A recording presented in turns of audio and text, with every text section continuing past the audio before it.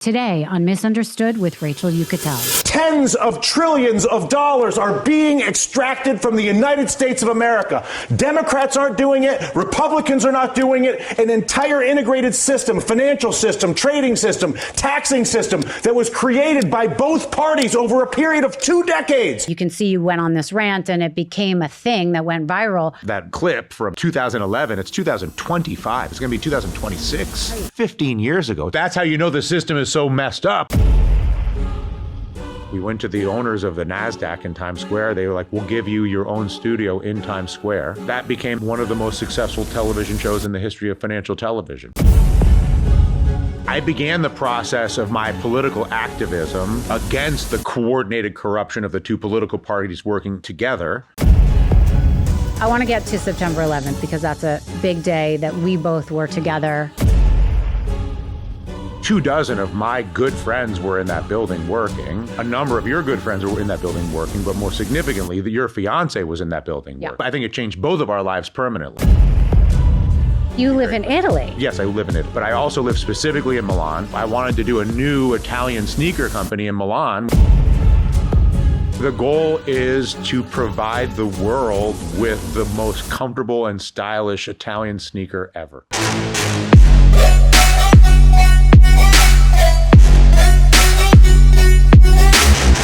Welcome back to Misunderstood. I'm your host, Rachel Yucatel. There are moments in television that cut through the noise, moments so raw, so unfiltered that they become cultural touchstones. For Dylan Ratigan, that moment came live on MSNBC in 2011 when his frustration with America's broken financial system boiled over into a viral rant that said out loud what millions of people were feeling but couldn't put into words. It was the kind of television you can't script. Anger, truth, vulnerability, all colliding in a way that made people stop and listen. And to this day, that rant still holds the same amount of weight. But now Dylan is an entrepreneur, creating companies like Euforia Sneakers and taking over reservations.com. He's taking the same passion that once electrified television and pouring it into businesses that focus on sustainability, travel, and building things that last. But underneath it all, Dylan is still a truth teller, still the guy unafraid to say the system is broken, still searching for ways to make it better.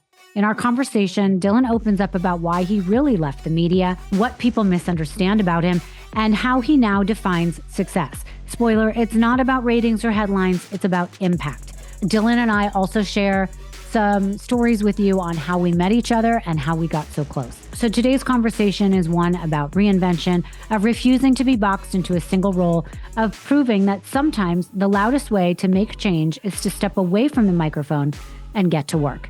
Please enjoy my conversation with my friend, Dylan Ratigan.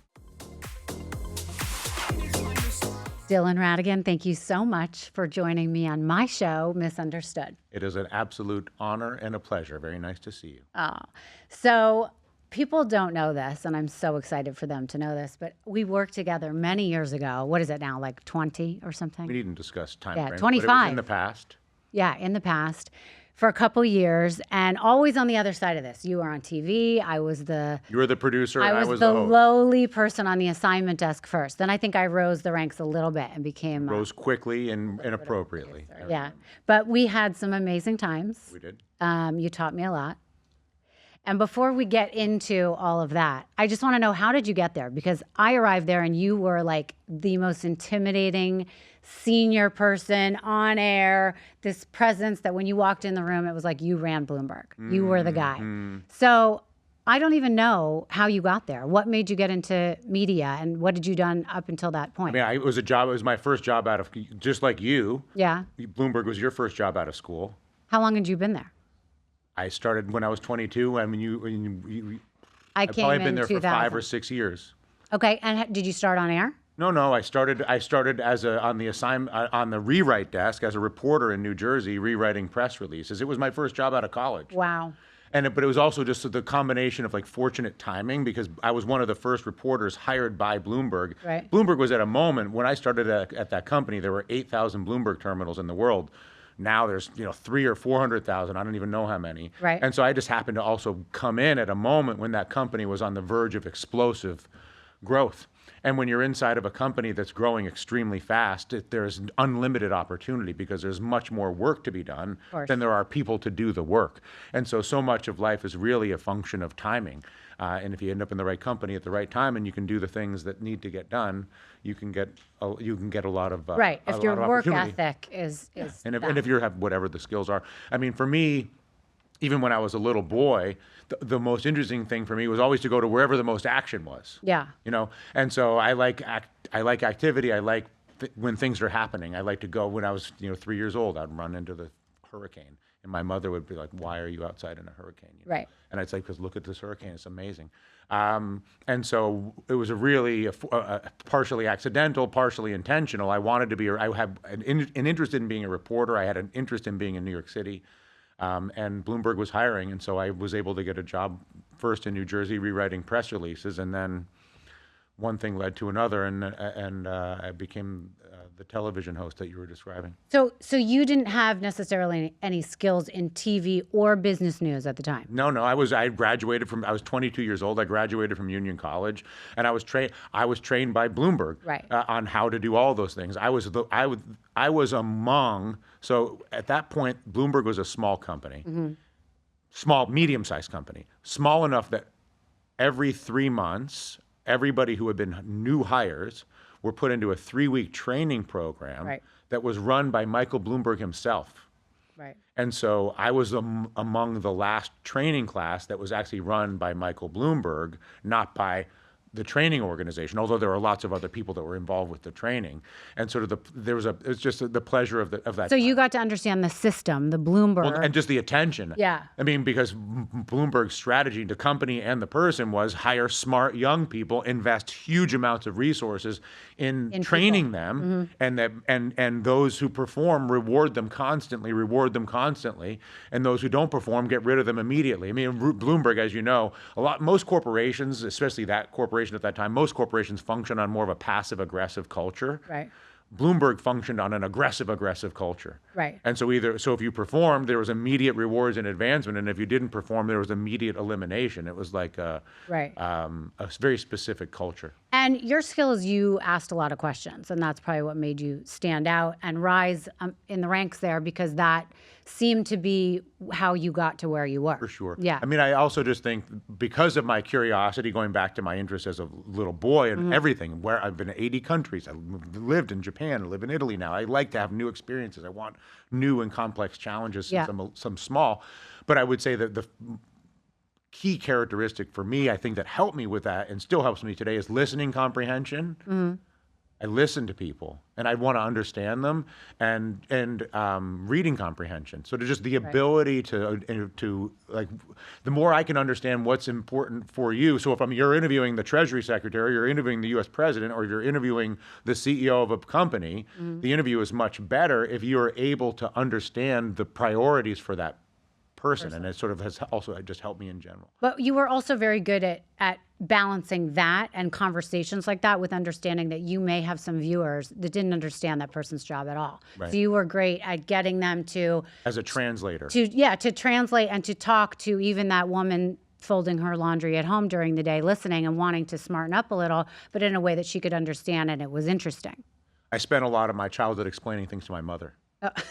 Okay. And so I'm I in addition to sort of listening and reading comprehension, I also I believe have a reasonably good ability to translate complex ideas into relatively simple concepts. Yeah. That has also helped me for sure. So, I don't know if a lot of people know this, but the culture at Bloomberg was a lot different, like you were saying, than in other companies. And I loved it. I don't know your experience. I loved that no one really, everyone had a title, but you were able to move. It was a flat organization. Mike didn't have an office. Right. And there was there was no walls. Everything was glass. You could see what everyone was doing. And I really thought that made a difference, because you could be whoever you wanted to be. You could get whatever job and attain that role if you just tried hard, if you asked questions, if you got yourself involved. You could walk right up to Mike Bloomberg's desk and be like, I think we should start a television show. Right. And he'd be like, tell me why. Right. And having that access was what made the difference, I think, because everyone's opinion or questions mattered. And you don't really see that anywhere. Well, it anymore. really spoiled me for life, honestly. One of the biggest reasons why I think I've spent the last 10 years creating my own companies or participating with other entrepreneurs like my friend Tim Henschel, who we'll talk about from Hotel Planner, where they created these things from nothing, is because I really miss that culture. I mean, I spent, as you know, a lot of my career working at NBC, which was much more visible, much more sort of a high profile. But the culture at NBC is closed doors, offices, all that passive aggressive, all the backstabbing, all the sort of triangulation. Right. And because Bloomberg was such a direct organization, direct engagement and flat, it was fabulous in my opinion. And I think you and I both appreciated that. Yeah, 100%. And so I would credit you to being one of the people that really taught me about work ethic and about asking questions and about killing people with kindness. And if you don't know the answer, don't be ashamed of that, but just go figure it out. Mm-hmm. And I really learned that from you. You were someone who, if I didn't have the answer, you would come, you would spend time with me at my desk, you would show me how to do it. I would get frustrated and be like, well, here's where it ends. I can't go further than this. And you'd be like, what are you talking about? Of course you can. You need to ask this person. You need to go here. And I don't see that work ethic in the younger generations at all. Like, people stop me all the time and say, you're much quicker. You get it quicker. You do things in a way that I don't see in younger people. And as I was saying before we started this, it's really hard to hire younger people because I think the work ethic is so different. Do you see that? I mean, yes and no. I think that there's always a sense that the younger, I think every generation forever has always said, well, the kids these days are not the same thing. And I definitely think there's an aspect of that. But I also think that if you have a clear purpose and a clear mission, you will naturally attract other people who want to be part of that. Right. And so I believe that the thing to do, I wouldn't be afraid of your inbox. Instead of looking for somebody to be a producer or an assistant or whatever for this show, you're better to look into the inbox of somebody who loves this show. Mm-hmm. Right? I mean, it's like, the reason Euphoria is because I was able to put out the signal that I wanted to do a new Italian sneaker company in Milan, which is a crazy idea for an American to do in Italy. Mm-hmm.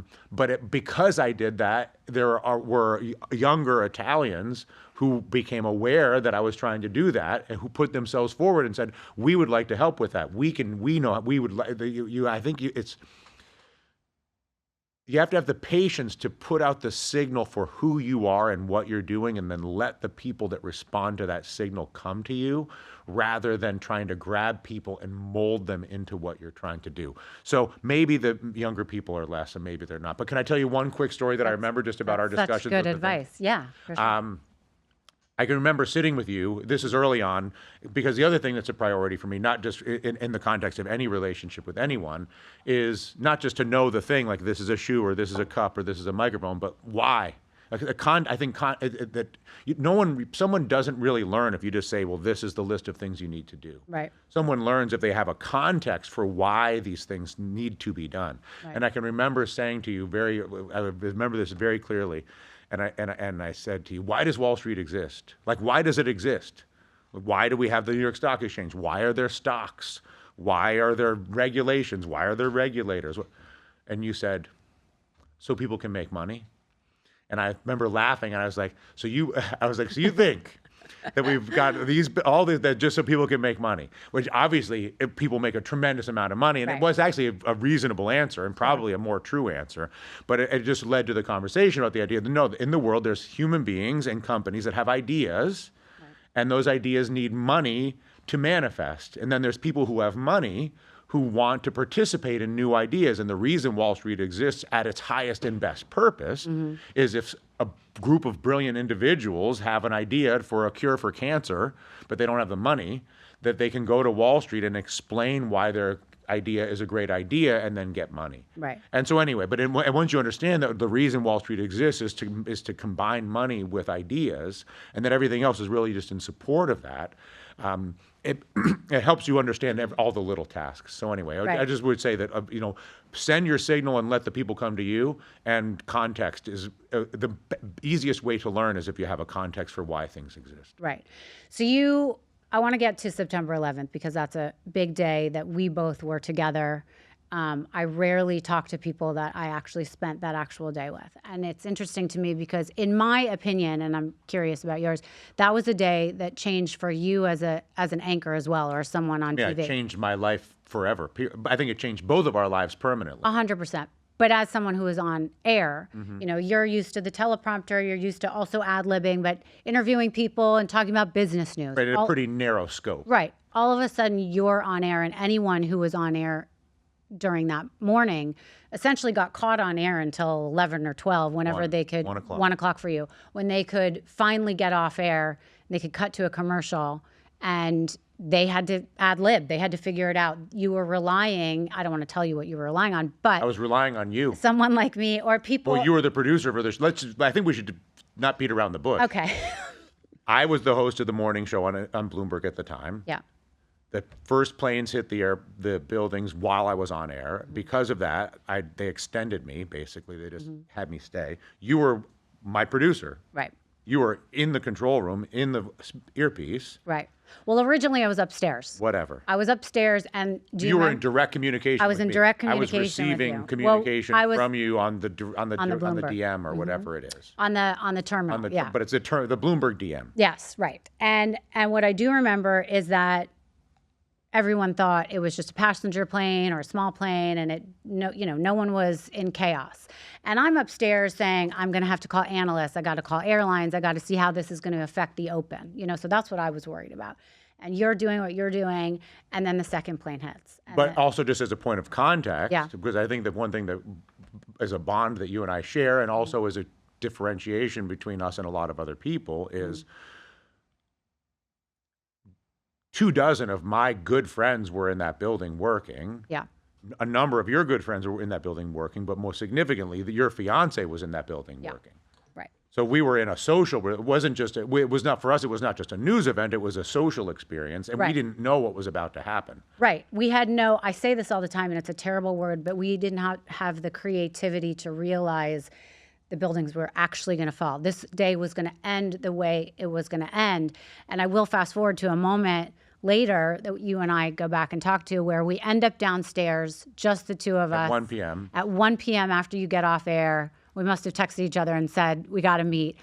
And people are walking up silent Park Avenue. No cars, and it's just people. In soot, covered in soot, people that are just crying. People are not talking. But thousands of people. And we are standing there on Park Avenue, lighting up a cigarette and almost laughing because we were like, what the hell is going on? Well, also because we had gone into the building at 5 a.m. that morning, like we do every day. Right. We hadn't left the building for 9 hours. Yeah. We'd spent and the thing is, when you're in a studio environment like we're in now, it's a surreal experience because there's a separation between yourself and reality, because you're looking at cameras and there's microphones and people are made up, and it's sort of very controlled. Yeah. So even though we're getting this information, even though we watch the buildings collapse together, and we watch the communication with our friends and your family disappear as those buildings collapse, it still didn't, for me, the reality didn't set in until we were on Park Avenue smoking that cigarette. And now I'm not a television anchor. You're not a television producer. Right. We're two people who live in New York, watching our fellow New Yorkers walk home covered in the disaster. And wondering, the big question that I remember saying to you, I will never forget, I wish it was a year from now so we knew what was going to happen. Like, we did not know how that day was going to end. We didn't know that the not knowing might extend for a few days, for a month. They didn't find Andy's body for months. Well, I don't want to be getting into something that's too sensitive. No, not at all. The fact that we all went home that night and did not know who was going to come home. Correct. And so it wasn't that, there was no information. Right. And so the only way information was gathered is you woke up the morning of September 12th. Yeah. And on the morning of September 12th, there were certain people that didn't come home. Right. Andy being one of them. And so I didn't go back into work for at least a couple months. And it was obviously, and we don't have to get into that, the most devastating thing that happened to me, but I shared that day with you. And it was something that I will always have with you. And we will always have that bond. But we shouldn't smoke cigarettes. We shouldn't. And I haven't. I mean, I did for a little while after, but I haven't. Good. Do you? You now live in Italy. No. Okay. Although recently, yes, but sometimes no. Well, I took Chantix. Okay, I did as well. It makes you see dead people. Did that happen You got to you? No, but you got to. I do get crazy dreams though. Yeah. Well, I had crazy food, dreams awake. Like after day 4. What do you mean see dead people? I don't know. I was like, I'm seeing dead people. Dead people you know, or just people? No, I'll tell you. I was walking down the street. There was a homeless man, and I remember thinking, "Don't look in his eyes. He doesn't have eyes. He's the devil." And I'm thinking to myself, what the hell are you talking about? And it was day 4 of Chantix. I stopped it at day 5, but it still worked. I never smoked again. Chantix is a magical drug. Magical. I mean, it's unbelievable. It actually makes you not want to smoke. Yeah. I did use it as well. And it makes you not want to drink. Yeah. Yeah. Yeah. The interesting thing with the Chantix is because it's so effective, I use it as an excuse to smoke.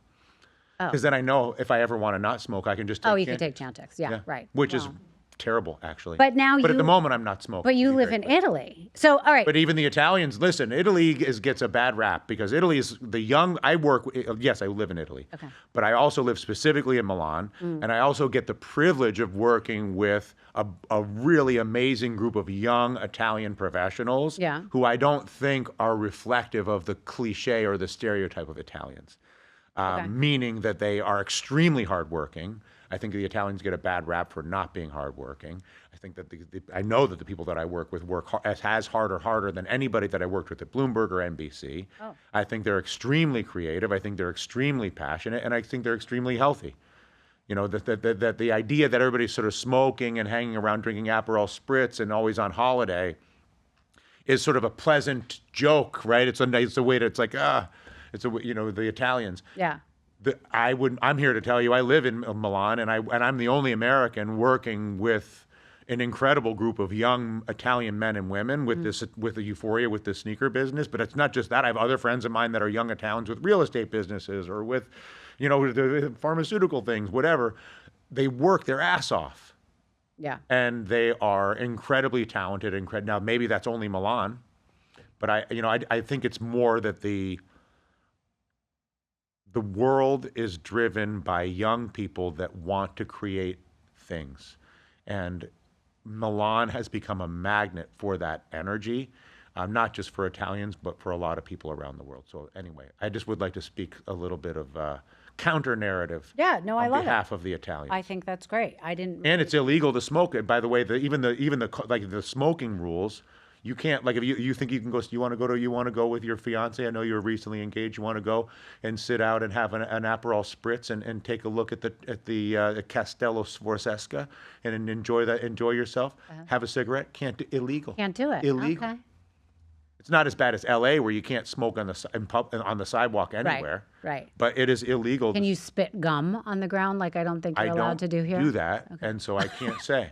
So you've never been stopped for that. Right. Okay. Ladies, let's be real. If you've been feeling exhausted for no reason, bloated after every meal, snapping at people you love, or just staring at the ceiling at 3 a.m., wondering what the hell is wrong with me, this might shock you, but it could be your hormones. We're taught to blame everything on stress, aging, our gut, but for women, it starts with our hormones. And when they're out of balance, everything is off. Enter Hormone Harmony by Happy Mammoth, a groundbreaking supplement created by an award-winning nutrition scientist designed specifically for women like us. It naturally supports your estrogen, cortisol, insulin, and thyroid levels without synthetic hormones or Band-Aid solutions. The results? Women report fewer mood swings, no more energy crashes, better sleep, improved digestion, and that bloating, it's gone. It's not magic. It's your body finally working with you, not against you. For a limited time, you can get 15% off your entire first order at happymammoth.com. Just use code understood at checkout. Again, that's happymammoth.com and the code understood for 15% off. Also, check our show notes for the link. Your hormones might be off, but your solution doesn't have to be. Well, probably. But I would hope that you can't. Yeah, I would hope so too. Like spitting gum seems to be a why. Seems like a terrible idea. Don't do that. I think chewing gum in general is questionable. Yeah. Well, I agree. Yeah. I don't think a lot of people do that anymore. I don't think they do either. Yeah. All right, let's move on. So you ended up moving on from Bloomberg, as did I. I can't remember who left first. Probably me. Probably you. I think for me, actually, I worked for a whole nother year. Bloomberg was the best job I ever had. Me too. Loved it. I really regret that I ever left, to be honest. I mean, not ever, but at the time, I regret that I left.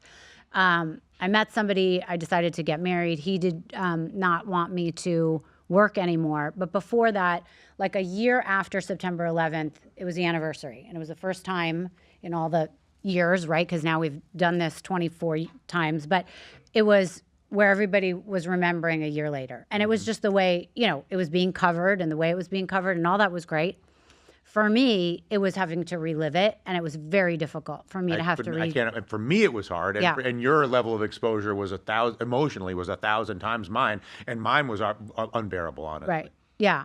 I don't blame you. And so I had to take a leave of absence again a year later, and then I kind of got it together, worked there, but then eventually ended up leaving, getting married. That was a whole nother mistake. But I ventured off to Vegas and started working in Vegas, which I also loved. Totally different life. But for you, you moved on to NBC. Can you talk a little bit about that?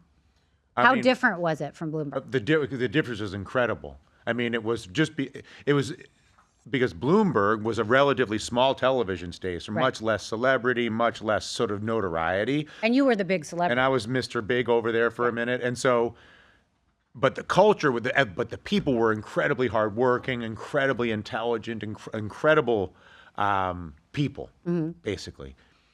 NBC had this beautiful front end and certainly was great for my career in terms of elevating my public profile and opportunity. But the culture was much more. Here's what I learned in that transition, to say this in the most elegant way. When you're inside of there's two ways to relate to the world. One is what I'll say is an offensive posture, where if somebody that works with you has a great idea, your inclination is to say, tell me about your idea. How do I help you? Let's do it. And then there's another world where somebody has an idea and every other person and every other idea is a threat. So you can either have a defensive psychological position where anything that Rachel gets comes at my expense, or anything that I get comes at your expense, is one psychological profile.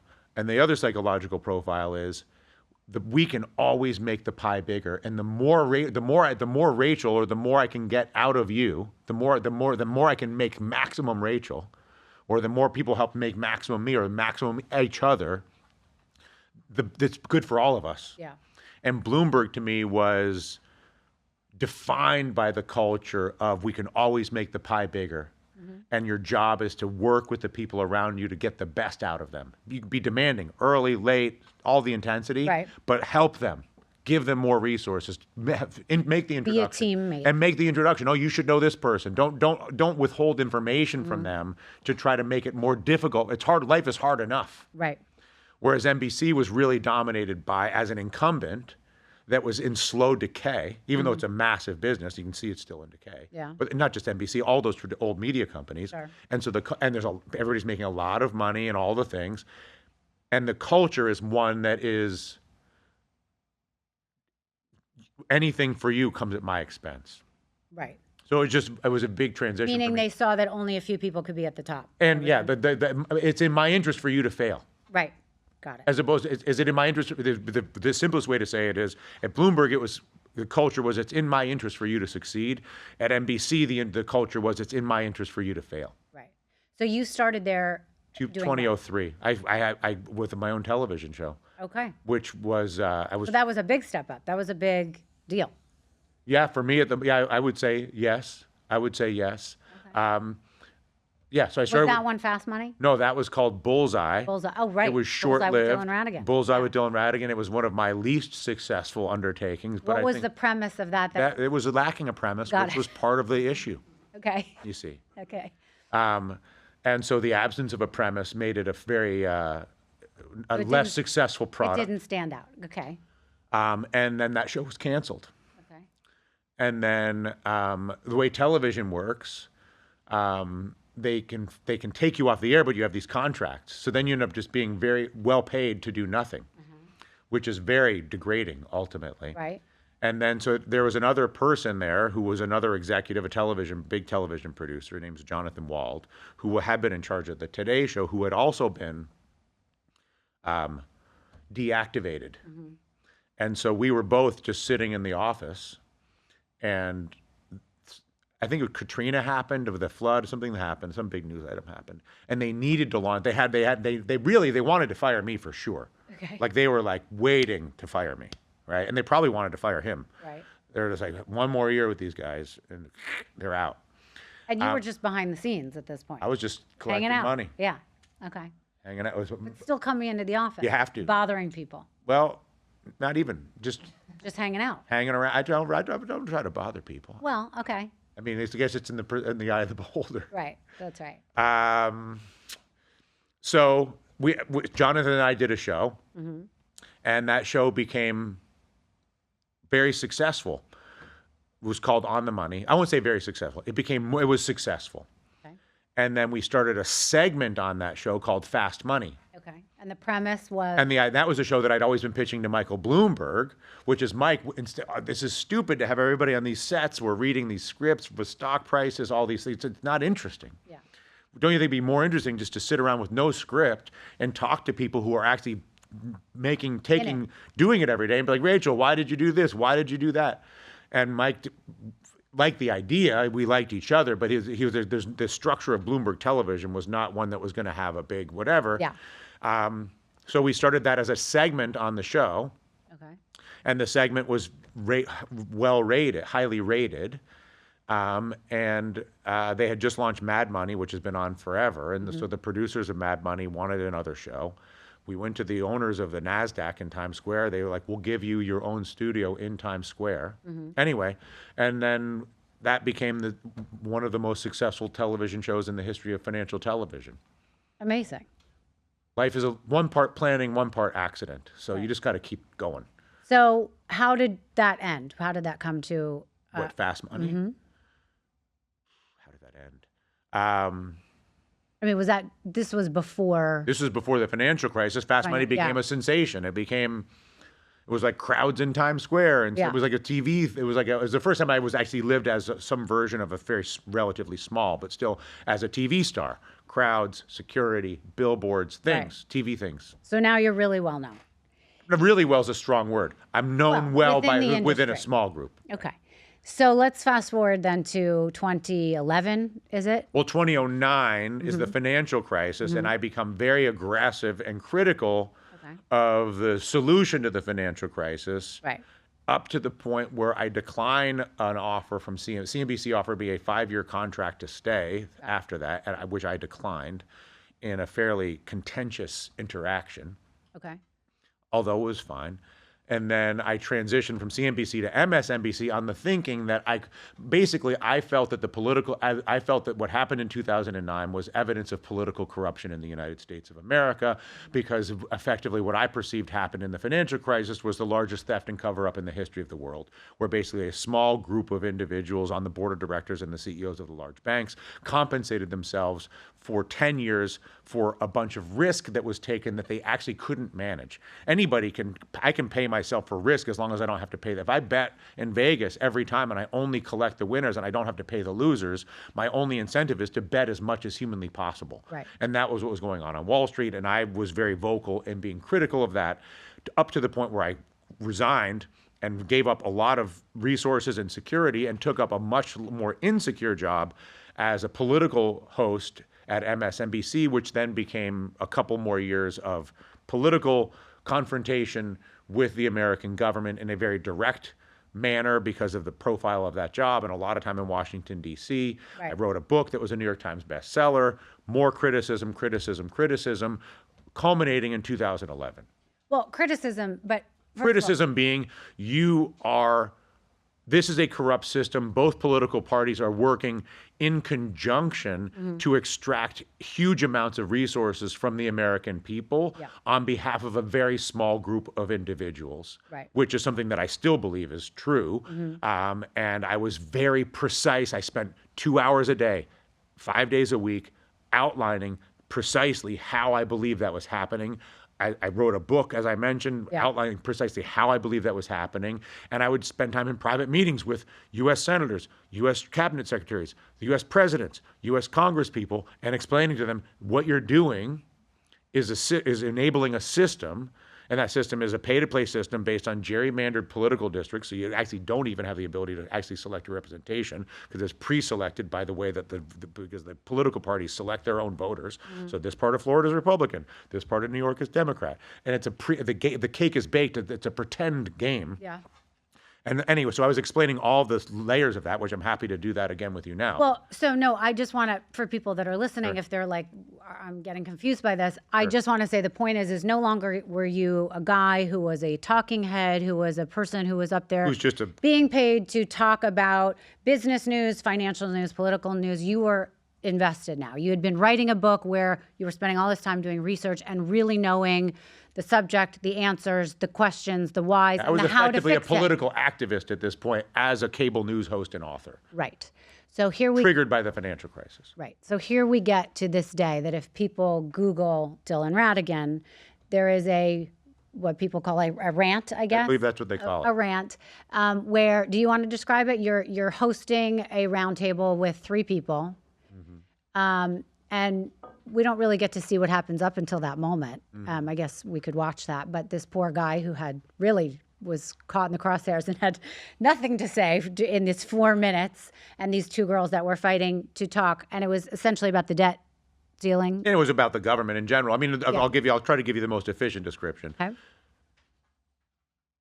I began the process of my political activism as an advocate for the American people, as I see it, against the coordinated corruption of the 2 political parties working together in 2009. So then for my perception was, okay, I've spent all of 2009 talking about this, doing, thousands of hours of detailed segments and guests and people and things, and then the book and the speeches and on and on. All of 2009, all of 2010, all of 2011. So that's 3 years of my life. And now it's the summer of 2011, and it's the same, what I perceive to be stupid conversation. Yeah. And I also was I was spending my mornings at that time writing the book in my apartment. And so I was really deep in the gory details of the corruption because I was just studying, the money goes here and the money goes there, whatever.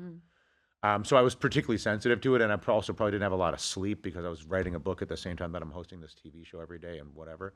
And so then I came to work, and I believe I just became very frustrated. It was accumulated frustration from 3 years of effort on my part, but it was also, I have a different perspective on it now, which I can share in a minute, but the context of it at that time was, I've been working on this for 3 years. This is stupid. Right. This entire conversation is stupid, and I basically became more emotionally animated. Yeah. And articulated that frustration. Now, retrospectively, I believe that one of my lessons now is that it is a mistake to assume responsibility for the world outside of yourself. The mistake that when you become a political advocate, your ego gets too big. And so you're like, oh, well, my opinion really matters, and I have the power. I'm going to change the government. I'm going to get the Senate to do this. I'm going to get the government. I've got these lists, hundreds of thousands of people are with me. I have all these support, sort of all this validation, which misleads you or misled me into this, what I think very ego-driven, mindset. And then it's sort of, and then Meaning that you felt you could change it. Yeah, like I thought I was going to, I'm like, I'll change the legislation. Well, she kept saying how, why, and you had the answers. Yeah, You knew I do, and I still have the answer. Right. I don't have it. I believe I have answers that are worthy of discussion. Right. At the time, my ego would have said, I have the answers, do what I say. Right. I wouldn't present it that way at this point in my life. And so, yes, it became accumulated frustration, and it attracted the attention of many millions of human beings. But ultimately... And I think resonated because I think a lot of people agree with me, and I think Right. a lot of people are frustrated. And that's what I was going to say. Ultimately, it made a lot of noise, and you can see you went on this rant, and it became a thing that went viral. But everyone said Dylan Ratigan loses it on air, but rightly so. That's right. And if you look it up today, you almost think you could have been talking about yesterday. this last week. That's how you know the system is so messed up. Right. Is literally that if you look at that comment, that clip from Yeah. me from 2011, it's 2025. It's going to be 2026. Right. It's 15 years ago. It's not yesterday. Right. Exact same thing. I also believe that's very much why you have the Trump phenomenon. I think that the Trump phenomenon and the Bernie phenomenon, both the Trump and the Bernie aspects, or the Mamdanian now, like all the political extremism, both on the left and right, I think is very much derived from the correct perception of the corruption of the traditional Republican and Democratic parties. I actually just think that whether it's the left, that the Trump or the Bernie solution are the incorrect. They are identifying the correct problem in my view, but they're not offering the correct solutions, which is on different conversation. Right. But just like briefly to people that are listening and want to know your answer on this, what do you see as the solution, or where are we at right now that people should be thinking, oh, this is what the future looks like. This is how things are going to change now that Trump is in office. Yeah, I mean, so power is like water. And water flows based on the force of gravity and the structure underneath it. So think of a riverbed. And the riverbed dictates the flow of the river based on the, like if Stones. If the riverbed is steep, the water goes really fast. If the riverbed is shallow, flat, then the river goes very slow. If the riverbed has a big tree in it, then the river goes around the tree, whatever it is. What we see in our politics is all this discussion about, think of the water as all the resources, it's all the money of all the people, all the not just America, but the whole world. Yeah. You see it in Italy too, by the way. That the water, that the politicians, whether it's Trump or the left or the right, it doesn't matter, spend their time talking about what the water should do. We should give the money to these people. We should give the money to those people. We need to spend more on defense. We need to do this, as opposed to dealing with the underlying structure of the river bed. And so, and I'm not trying to give you a deliberately opaque or complex metaphor. This goes one of two ways. Power is either widely distributed, and resources are either a lot of people have a little bit of money, or a lot of people have some money, and a lot of people have some power, Right. or a few people have a lot of money and a lot of power, and everybody else has nothing. That's the only thing that exists. And so the thing that's appealing about the traditional Republican Party or the traditional conservative mindset, rhetorically, it's not true in practice, which is a point of great frustration, which is why I ended up yelling on television, is they advocate for distributed power, states' rights, stay out of my bedrooms, go to you do you, no taxes, you keep your money, figure it out, whatever. But what we're seeing with the Republicans, and we've seen it for decades, and we're seeing it with this administration, is they're just as interested in consolidating power for themselves and accumulating resources for themselves as the left is. And so the real question, so you say, what's the solution? The solution is a set of tax policies, interest rate policies, basically financing policies, bank regulation policies that force more smaller banks, fewer large banks, and more money to be distributed to more places in the private sector. Okay. Right? And so the more that there was a Jewish Supreme Court justice named Louis Brandeis. People may have heard of Brandeis University, and I think it's in Boston or some such thing. And he was very famous, and I think he's worth Googling or use ChatGPT and say, who's Louis Brandeis? And his line was, the further a person is from a problem, the less qualified they are to make the decision. So you always want to create systems where the problem solving and the decision making is made as close as possible to the problem. Right. And when you move power away from Milwaukee or Wyoming or upstate New York or South Florida or Eureka, California, or I Got can it. name 1,000 places. And Yeah. when you take power away from those places and move it all to Washington, D.C., it makes everything worse. The problem is that both political parties, but particularly the Republican Party, uses the rhetoric of saying, we're not going to do that. And then when the Republican Party comes in, they come in and they've got the biggest budget ever. They've got the biggest deficits ever. They're actually accumulating more resources than anybody. Right. And that is frustrating. Right. I hope that was not boring. No, not boring at all. And I have a million other questions But about my that. point is, you want to deal with the infrastructure. Yeah. Right? Like, I don't want to tell you what to do. No, I I get want to it. give you an environment where you're naturally going to do things that are going to be healthy for you and for the society. Right. And ultimately, Bloomberg didn't tell you what to do. No. Bloomberg created an office culture where you were naturally rewarded for doing things that were valuable for the company. So if you were hostile to your colleagues and didn't make introductions and didn't help people out, you were not going to advance. Right. Whereas NBC had a culture where if you were hostile to your colleagues and nasty, you could advance. Yeah. Right. This could be a whole other podcast, so I'll stop it here. But it is fascinating, and I think that people are really starting to see that a lot of change that they were hoping for and why they get involved in their local politics or whatever's going on, that is going nowhere. And it's frustrating. And I've had a couple people on the show to talk about that here in Florida and in different places. But it's everywhere. And then I've had the bigger politicians on the show that still complain about the same thing. So it's It's a universal. Yeah. It is a universal thing. So I'd say my final conclusion is, the more that my decision, as I remove myself from it, obviously long ago, the more you can focus on how you treat other people in your life, instead of it's to sit and complain about how other people treat people, is very rewarding emotionally, but it's a very low vibrational action. As opposed to making the decision, and we all do it. You're all like, oh, the Trump this or Biden that, or this. Or it doesn't matter that you're like, look at this guy. It's like a pleasure. You look on the telly, you're like, I got to see it.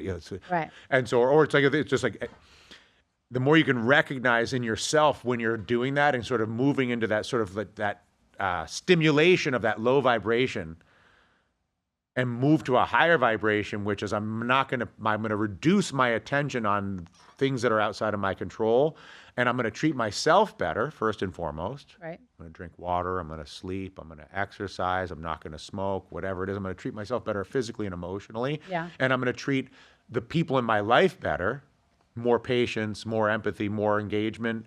Even I'm going to treat the strangers, I'm going to hold the door. I mean, I know these sound like stupid things, but the more that we are kinder to ourselves and those around us in the tiniest way is vastly more valuable from a vibrational standpoint than sitting back and Just complaining. Yeah. You got involved in politics. And that was the conclusion of my political activism. Started in 2009, and then I ran for Congress in 2018. Okay. And do you ever think you'll do it again? I will not. But you had so much to say and you were so good. I know, but I shouldn't say I know. Thank you. The system is not, the system is, so incentives. The political system is designed to reward the people that are really good at raising money and really good at character assassination rise to the top. Right. And you are not. And I'm not a great character assassin. Right. Well, because I don't think you believe that that's where the problem is. You focus on the problem. Right. Yeah. You focus on what you're. But it's much easier to get ahead through character assassination so what you really have in our government is some of the most skilled fundraisers and character assassins in the world, because the system has filtered for that skill set. Right. Okay, so you're not going to do that anymore. No. You now live in Italy. Yes, I do. You are involved in, well, first of all, before you get into that, weren't you involved in like a plant company? Lettuce? What did you do with that? What was that? You were building? I did lettuce. Okay. I did lettuce. How'd that go for you? Not very well. Okay. Not very well. Why? What was it? Tell people what it was. So this is when you know your ego has gone out of, this is why things have gone crazy. Okay. So I'm in the political activism routine, and I've decided that basically distributed resource, that I'm a huge advocate for distributed resources. Judge Louis Brandeis. More resources in more places. Okay. Also a huge advocate of technology. The obvious technologies that we all use on the sort of computer side, but agricultural technology, transportation technology. I'm a believer in technology and a believer in distributed resources. And so I get it in my mind that we can basically create a kit that you could put anywhere in the world, and you deploy the kit, and the kit will immediately provide electricity via solar power, immediately use the solar power to clean water, use the solar power to facilitate, to operate a pop-up hydroponic farm, So basically you could take a 40-foot shipping container, pack it, like a picture like an IKEA kit, a box, but the IKEA box is loaded with enough gear that you could drop it out of the back of a C-17 or some big airplane with a couple of parachutes, drop it down, have it land, unpack it, stand up a hydroponic farm, stand up a solar power station, establish Wi-Fi, establish electricity, run a water filter, and run an operating farm. It's not a bad idea. It's an incredibly great idea. So what happened? Oh, it was amazing. And everybody loved it. Right. Not only was it a good idea, but I took a bunch of my own money and enrolled other people to put their money and hired a team of oil field services engineers in Lafayette, Louisiana, because who can do something like this? Right. So I'm like, who's going to build this thing? I'm like, we're going to Louisiana, the oil guys, because in New York, you can't do anything because everybody says, oh, we'll do a TV show. They don't do anything. Right. Or maybe they're a banker. They're like, well, give you a loan. Okay, great. No, I need to make a thing. No one makes a thing in New York, and no one makes a thing in California. No one really probably makes a thing in Florida, but they make things in Texas and in Louisiana. Like they make things, oil rigs. So I'm like, we're going to Louisiana. So go to Louisiana. We make this whole thing. It's amazing. The thing is amazing. And the problem when you have a really amazing thing and you have lots of love friends who like you and they have lots of power and whatever, they love your idea. Right. So you're getting all this encouragement. Just like you're like, that's a great idea.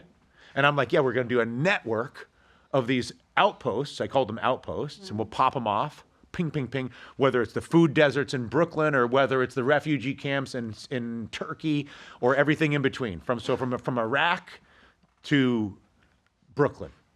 Okay, so all this sounds great. So what happened? Amazing. Such great meetings. State Department, USAID, What happened? Gates Foundation, CZI to the Zuckerberg. So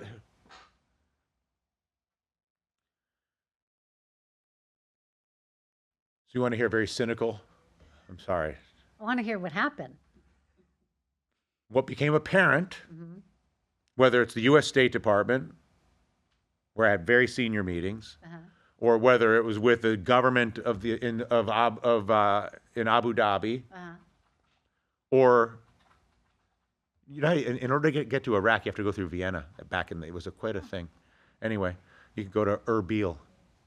Okay. Anyway, it's not worth it. Okay. But what becomes apparent is that those who have the resources, whether it's the large charitable foundations, Gates Foundation, et cetera, or the governments, their relationship with helping people is to manufacture dependency. Okay. So the problem with my proposal is it created independence. Okay. So they would say, we don't want to give them a working farm with power and all these things. We want to give them bottles of water and bags of rice so that way we can control them.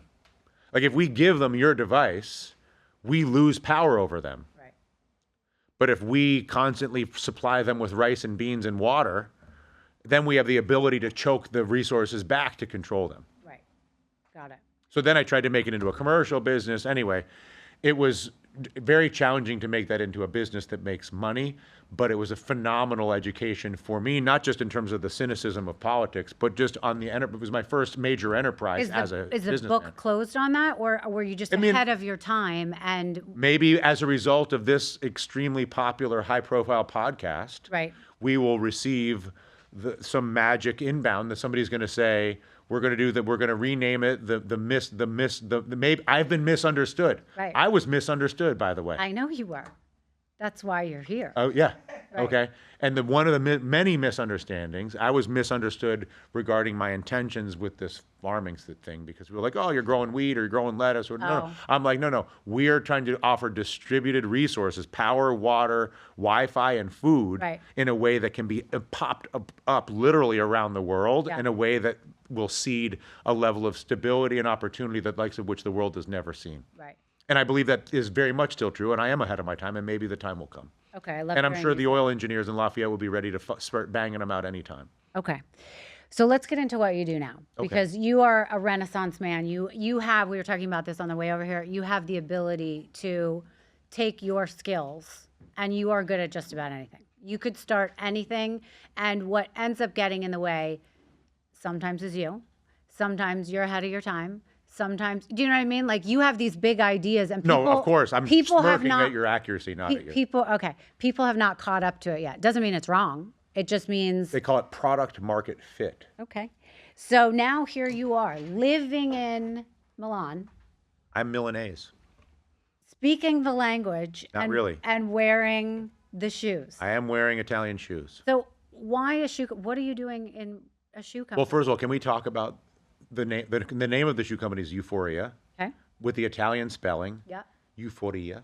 Did you come up with the name? I did. Okay. I did come up with the name. Why? Because I received a request. So I received a request for a private collection of Italian sneakers, and in order for me to provide the private collection of Italian sneakers, I needed to have a company. Got it.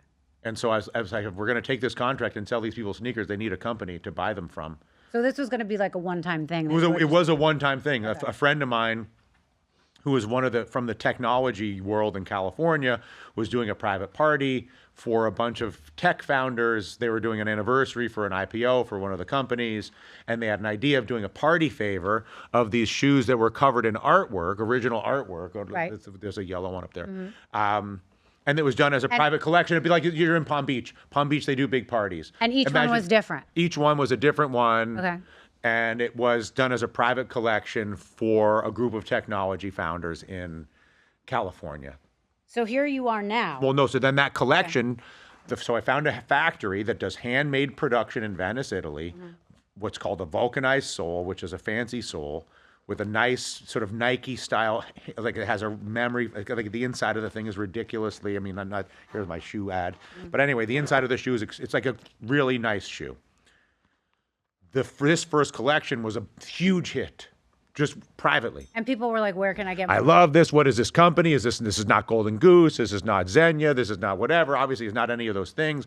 But like it's this Italian handmade luxury sneaker company. What is this? Who knows? It's nothing. It's me with my friends in Italy. Right. We didn't have a website. We didn't have anything. Then we got another request for that shoe behind you with the kiss from a company called Sugarfina. I know it well. And so Sugarfina said, we want to do a private collection for us. You did a private collection for the tech founders up in Palo Alto. Let's do a private collection for Sugarfina using our Sugar Lips candy for our stores in Beverly Hills, et cetera, et cetera, et cetera. So these private collections started coming in. Okay. This is a couple years ago. Right. And then in the process, I was introduced to a group of young Italians who are sneaker professionals working for big Italian shoe brands. Dior, Jimmy Choo, Premiata, Versace, whatever. These brands people know. I'm obviously not a sneaker person, but especially now that I'm a little bit more experienced, or I would even say a lot more experienced, I'm very, very quick to understand when I don't know something to get help immediately. And so I reached out to them and I said, we have this opportunity, we have these resources, we have this momentum in the private market. Would you like to join with me to create a new Italian sneaker company? And they, had some contingencies, of course. They're like, yeah, I'll do it if you do, and there's certain things that are under certain requirements, yes, we will. And so I ended up with, there's probably 12 of them all in, a couple full-time, one for sure full-time, and then 10 or 12 of them part-time, but a lot of part-time work from them. And they expanded beyond these art sneakers, which are exciting to look at, to what, like this one in front of you, which is handmade of Italian goat leather with the memory foam insole, that is what I would argue will be the softest and most comfortable shoe sneaker that you'll ever wear. So, but the point is, we went from doing sort of these wild and crazy things to what would be more, there's a suede, this one here, this pink suede one is Soft super pink, hot pink. super popular. For men and women. For men and women. I only brought the women's because you are a fabulous lady. Right. But there is a men's version thereof. Right. We took it to Paris a couple months ago. It was extremely well received there. We got a distribution deal in Japan. So now we're going to go to Japan. But what's the goal? Like, are you trying to get on Shark Tank? Are you trying to go public? The goal is to provide the world with the most comfortable and stylish Italian sneaker ever. And be a household name because that's the 100%. only thing that people want to wear. And it's the fastest growing category in the world because of COVID and the transition away from Bally, away from churches, away from Brooks Brothers to these luxury sneakers. And also, sorry, go ahead. No, go ahead. I was going to say the price point is high because $400 to it's $600 luxury, but it's not as high as a Xenia. Exactly. Right. It's sort of, I call it, Zoe, who's our head of sales, doesn't love when I say this, but but it's sort of, I call it Brunello Cucinelli on the outside and Nike on the inside. Got it. And it basically is a $400 to $600 Italian handmade luxury sneaker that's extremely well made and extremely stylish that you can wear every day, where you might not wear your Xenia or your Cucinelli shoes all the time every day because they are so expensive. Right. Talk to me for a second about customer service, because I also know that you now own reservations.com, and customer service in something like this has got to be a big deal. Critical. If someone in America is trying to buy shoes online, how do we know our fit? There's a so the fit is something that's always imperfect. Yep. Right. And so if you really want to know your fit, what you have to do is measure how many inches is your foot. Got it. I don't want to do that. No, but they have those little things you go into the shoe store. And then you convert to your European or your American size. But because of the partnership with TTM, which is a huge agency based in Milan that is one of the best customer services agencies in the world, and that is one of the best logistics agencies in the world, Euphoria's customer service is powered by the TTM relationship, and TTM is an extraordinarily successful business that specializes in logistics and customer service. Meaning that we have a warehouse and the exchanges and the response rate, all the things that you would expect from an established Italian luxury brand exist at Euphoria because of the TTM agency relationship. Okay, so people in America should not hesitate to be buying these at all. Okay, no, sure. And when we look online, how many different collections do you have? There's 30 men's and 30 women's. Everything right now is working only on this one style. Got it. But with some with suede, some with goat leather. Are you going to do a high top? Eventually, lots of things will get done. Got it. But for the moment, we just want to sort of establish ourselves.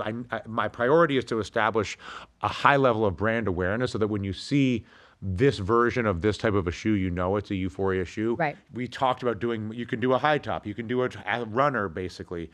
There's lots of things that can be done. Sure. But I think that creates brand confusion at the outset. Yeah. So I thought that to sort of hold with this specific thing.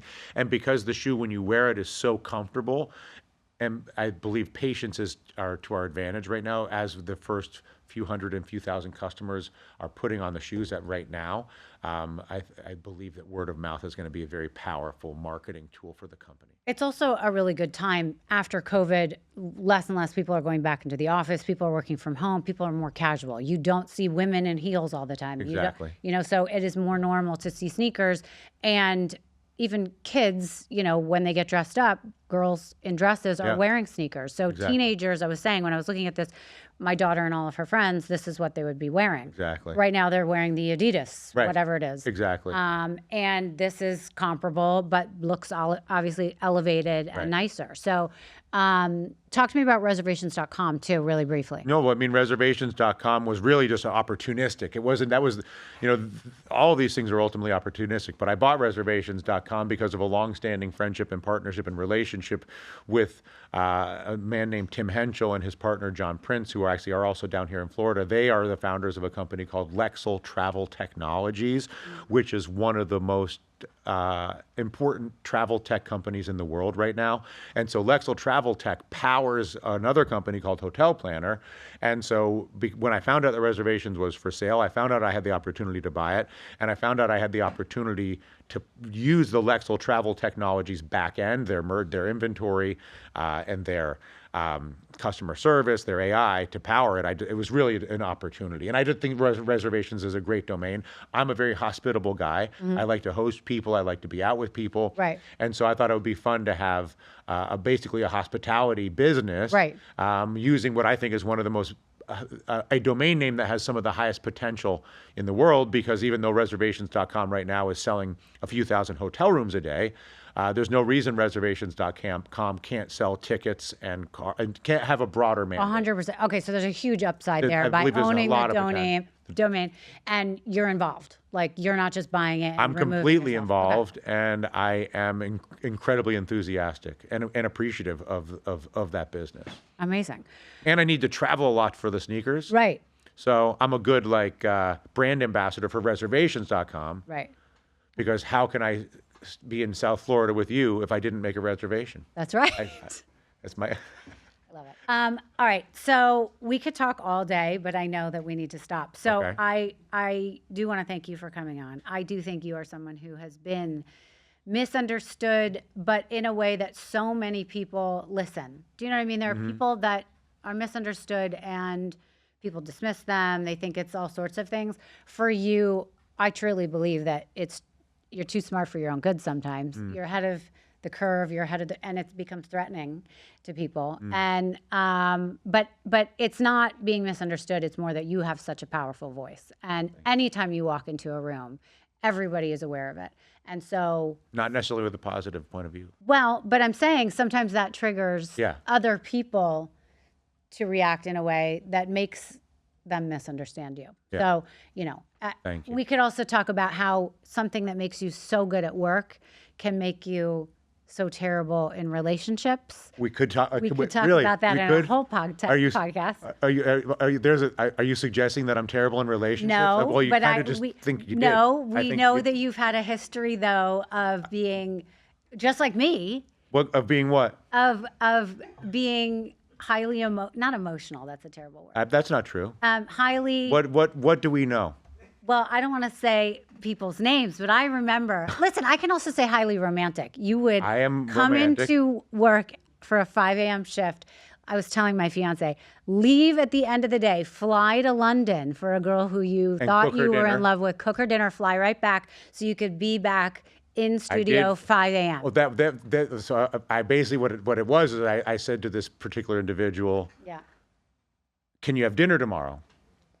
And she said, "I'm in London." And I said, "I didn't ask you where you're located. I said, are you free for dinner tomorrow?" Hot. Love it. These were, and we all lived vicariously through you because we wanted And I to flew hear. over there and I cooked her dinner. Yeah. Her and her sister. Right. So I think you have these great big ideas, and I think they're amazing. And sometimes It's a different podcast. Yeah, it's a different podcast because sometimes you may get excited about something, not you, just you, but people Sure. get excited about something before they should get excited about it. I think that and that's you were gone plenty of weekends because you were cooking dinners. I know, but I would say at this point I'm a little bit more. Even I don't know. I've taken, you take some licks along the way, so Right. you learn. So you learn. the life sort of corrects you. Right. And so I think I appreciate that version of myself because Yeah, it was so much sure. enthusiasm and all the rest of that. It was very As very you should romantic. never lose. I'm very romantic. Yeah, But can I make one comment very quickly? 100%. You can say. As I'm just really a pleasure for me to be here, and just want to say that I know that you also have been misunderstood, and I feel like I've always had a very clear understanding of you and at your best. And I was introduced to the best version of you when you were right after you graduated from university, and I've been able to watch you both at wonderful highs in your life, and I know also some challenging moments in your life, and I just am incredibly proud of the person that you are and the person that you've always been and the way that you have taken the good parts of your life and also the challenges in your life and made them all a foundation for your life today in a way that's incredibly impressive, incredibly difficult to do. Both your talent in doing this, but also your emotional strength and spiritual strength. I would say that when life is challenging, the only way to navigate it is with a spiritual solution. And I believe that those of us that have significant challenges or unexpected negative events are being called to a higher spiritual life, and it's a blessing. And I think that you are blessed in that way, and I'm really proud of who you are, and I'm happy to be your friend. So thank you. Oh, Dylan, I love you so much. Thank you. All right. Thank you. Anyone who wants to find you, reach you, know more about the shoes, where can they locate you? The sneaker website is Euforia Sneakers, EUFORIA You can practice your Italian. Want to try it with me? Euphoria. Euphoria. Euphoria. How'd I do? Very good. Euphoria. No, Euphoria. Euphoria. I don't even really know myself. Okay. So Close enough. And then the Instagram is euphoria.sneakers, and my Instagram is dylan.ratigan, Ratigan. Great. Dylan, thank you so much. It's a pleasure and an honor, and I am so lucky to know you. The feeling is mutual.